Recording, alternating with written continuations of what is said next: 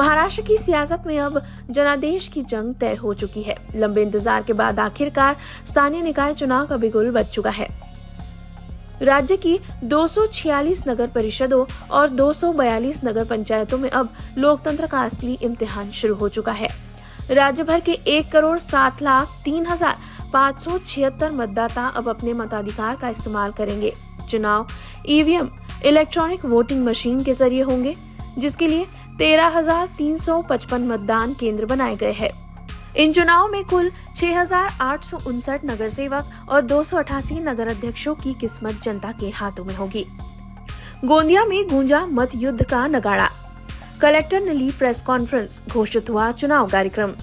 गोंदिया जिलाधिकारी प्रजीत नायर ने बुधवार 5 नवंबर को आयोजित प्रेस कॉन्फ्रेंस में विस्तृत जानकारी दी है। नामांकन दाखिल करने की तारीख 10 नवंबर से 17 नवंबर दोपहर 3 बजे तक रविवार को अवकाश रहेगा। नामांकन पत्र ऑनलाइन डाउनलोड कर भरना होगा, उसे रिटर्निंग ऑफिसर आरओ के पास जमा करना होगा। जांच स्क्रूटनी 18 नवंबर सुबह 11 बजे, नाम वापसी की अंतिम तारीख 21 नवंबर दोपहर 3 बजे। आपत्तियां अपील दाखिल करने की अंतिम तिथि 25 नवंबर है।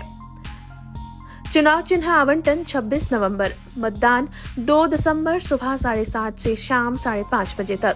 मतगणना 3 दिसंबर सुबह 10 बजे से। अंतिम अधिसूचना राजपत्र में प्रोफेशन 10 दिसंबर। 1,65,000 वोटर्स तय करेंगे गोंदिया की तकदीर। कलेक्टर ने बताया, गोंदिया जिले की 4 स्थानीय संस्थाओं में कुल 1,65,881 मतदाता मतदान करेंगे। गोंदिया नगर परिषद 22 प्रभाग 1,24,311 मतदाता। तिरोड़ा नगर परिषद 10 प्रभाग 26,106 मतदाता। सालेकसा नगर पंचायत 17 वार्ड 6,810 मतदाता। गोरेगांव नगर पंचायत 17 वार्ड 8,654 मतदाता। गोंदिया में टोटल 1,24,000 होने वाली है। तिरोड़ा में 26,000 है, सालेकसा में 6,000 के करीब है और गोरेगांव में 8,600 के करीब मतदार है।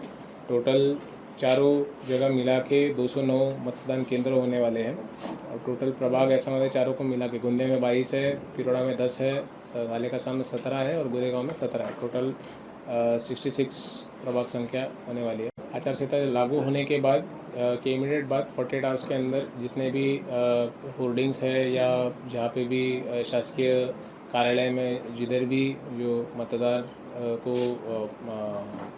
इफेक्ट करने वाले जो चिन्ह है उसको झाँकने की का अधिकार एमजीसी से हमें मिल जाता है और उसको अमल करने के लिए हमारे पास 48 आवर्स का टाइमलाइन है, उसमें ये पूरा हो जाएगा। अगर कहीं पे भी अगर कोई नागरिक हो या कोई पत्रकार हो, उनको अगर दिख रहा है कि इसका उल्लंघन हो रहा है तो आप हमारे निदर्शन में ला सकते हो और हम उस पर भी कार्रवाई करेंगे। नंबर ऑफ़ वीएसटी, एसएसटी और एफएसटी इसका जो है ये आज सभी आरओज और एआरओज का भी मीटिंग लगने वाली है।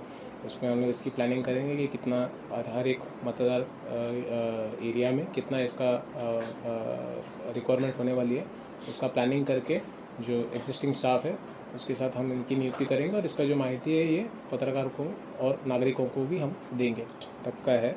और ये नक्सल का इसमें कोई प्रभाव नहीं है। जो तभी जो किया जाता था वो थोड़े इंटीरियर एरिया से वापस जो संच वहाँ तक जाती है उसको वापस लेके आने में तकलीफ़ें होती थी, इसलिए ये किया जाता था। बट नगर परिषद और नगर पंचायत के केस में जो भी मतदार केंद्र है ये नगर नागरिक भाग में ही है, तो उसमें ऐसा कोई दिक्कत नहीं, इसलिए हम लोग उसमें टाइम का कोई लिमिटेशन नहीं रख रहे। इसका सेम ही है, सभी जगह सेम ही रहेगा 7:30 से 5:30। इसमें ईसीआई जैसा कोई ऐप अब तक तो कोई जारी किया नहीं है, बट आयोग के जो कल की जो प्रेस कॉन्फ्रेंस थी उनके जो प्रेस को जो रिलीज़ दिया गया था उसमें उन्होंने एक जिक्र किया था कि एक ऐप वो विकसित करेंगे जिसके थ्रू ये किया जा सकता है। और आरओ और एआरओ की जो डिटेल्स है वो प्रसार माध्यम के थ्रू हम लोगों तक पहुंचाएंगे। अगर आपको कहीं पे भी दिखता है तो आप उनको डायरेक्टली कॉल करके बता सकते हैं और आपके कंप्लेंट का संज्ञान लिया जाएगा और उस पर कार्रवाई की जाएगी। इन चारों जगहों पर 209 मतदान केंद्र बनाए गए हैं। चुनाव की सुचारू प्रक्रिया के लिए 4 निर्णय अधिकारी और 8 सहायक अधिकारी तैनात रहेंगे। आचार संहिता लागू होते ही प्रशासन ने ऐलान किया है कि मतदान को प्रभावित करने वाले सभी बैनर्स, झंडे और होर्डिंग्स 48 घंटे के भीतर हटा दिए जाएंगे। गठबंधन पर सस्पेंस, सियासी दिग्गजों की चाल पर सबकी नजर। अब सबसे बड़ा सवाल यही है कि क्या होगा गठबंधन, या पार्टियां मैदान में उतरेंगी अकेले दम पर। भाजपा नेता और मुख्यमंत्री देवेंद्र फडणवीस ने नासिक बैठक के बाद कहा, जहां भी संभव होगा महायुति गठबंधन के रूप में चुनाव लड़ेगी। वहीं दूसरी तरफ महाविकास आघाड़ी के घटक दल भी सीट शेयरिंग और बूथ रणनीति पर माथापच्ची में जुटे हैं। फिलहाल गठबंधन को लेकर अभी तक कोई अंतिम फैसला नहीं हुआ है। दोनों पक्षों में समीकरण बनाने की कोशिशें जारी है। कहीं जुबानी जंग तो कहीं सियासी जोड़ घटाव तेजी से चल रहा है। ऐसे में अब ये देखना दिलचस्प होगा कि क्या गोंदिया और महाराष्ट्र में गठबंधन की गाड़ी चलेगी या सियासी पार्टियां अकेले दम पर मैदान मारेंगी। जनादेश की जंग शुरू, कौन बनेगा जनता का सरताज। गोंदिया से संवाददाता रवि आर्या की रिपोर्ट। इस खबर को लाइक करें, शेयर करें और कमेंट्स में बताएं आपके शहर में किसकी लहर है, क्योंकि सच्ची खबर यही बोलती है सबसे पहले। News first. हमारा हर शब्द समाज की आवाज, हमारी हर पहल निष्पक्षता का कदम। आपकी हर समस्या में आपसे पहले दिखेंगे हम हैं न्यूज फर्स्ट। ईश्वर का सच, हमारा साहस और आपका विश्वास। सच, साहस और विश्वास। अगर आप ये वीडियो YouTube पर देख रहे हैं तो हमारे चैनल को सब्सक्राइब कर बेल आइकन दबाएं।